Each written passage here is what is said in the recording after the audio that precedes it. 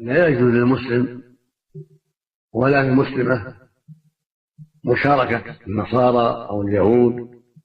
أو غيرهم من الكفرة في أعيادهم، بل يجب ترك ذلك، لأن من شبه بالقوم فهو منهم، والرسول صلى الله عليه وسلم حذرنا من مشابهتهم التخلق بأخلاقهم، فعلى المؤمن وعلى المؤمنة من حذر من ذلك، وألا يساعد في إقامة هذه الأعياد بأي شيء، لأنها أعياد مخالفة لشرع الله ويقيمها أعداء الله، فلا يجوز الاشتراك فيها ولا التعاون مع أهلها ولا مساعدتهم بأي شيء، لا بالشاي ولا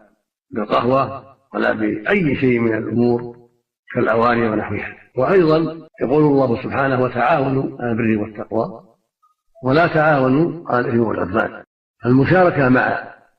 الكفرة في أعيادهم نوع من التعاون على الإثم والعدوان، فالواجب على كل مسلم وعلى كل مسلمة ترك ذلك.